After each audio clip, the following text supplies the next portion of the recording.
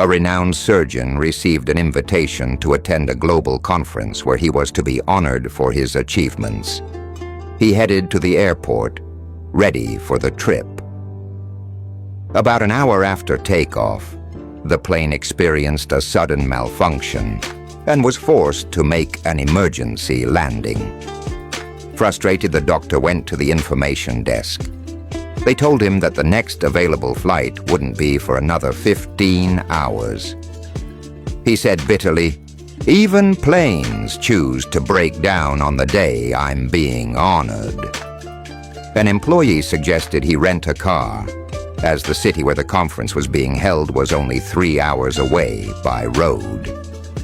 The doctor agreed and set off by car. As he drove, a violent lightning strike hit the road ahead. He stopped briefly but decided to continue despite the heavy rain and floods sweeping the area.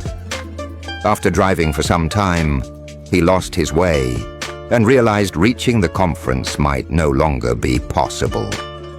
He spotted a small house by the side of the road. He walked up and knocked on the door. An elderly woman's voice called from inside. "The door is open." He entered and asked if he could charge his phone. She smiled sadly and said, "I was going to ask you to let me make a call. We've lived without electricity here for years. I'm sorry. I only have a little food. Please eat something to regain your strength." The doctor sat down to rest and noticed the old woman constantly praying beside a small child lying down. She was holding his hand and reading from a small paper. The doctor gently asked, "Prayers alone aren't enough. This child needs to be taken to a hospital." The old woman replied, "I will take him, but I'm waiting to make a very important call. This is my grandson. He lost both his parents, and he cannot walk because of a serious tumor in his spinal cord. I was told there's a specialist surgeon in a distant city, the only one capable of performing the surgery.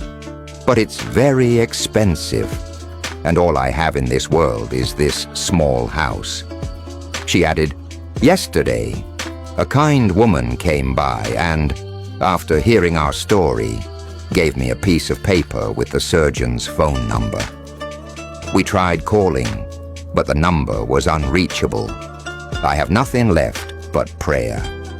I ask God to guide someone to help us. Maybe if we reach him, he might agree to operate in exchange for this house."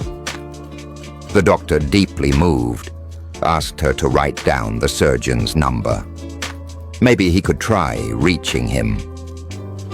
The old woman gladly wrote it on another piece of paper and handed it to him. He looked at the paper and froze. Then he began to weep. It was his own number. At that moment he realized the old woman's prayers had delayed the plane, brought the lightning, and made him lose his way. Also, God could guide him to her doorstep. Indeed, God sets the universe in motion for his sincere servants, those who never stop praying and who believe that their prayers will be answered, no matter how far off the means may seem. Moral of the story: when a prayer comes from a heart full of faith, God creates the means and moves the world to answer it. Trust in God and sincere effort are never wasted.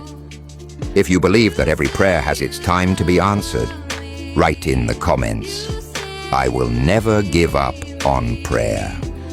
And if this story touched your heart, share it with someone you love. It might awaken hope or rekindle faith in someone's soul.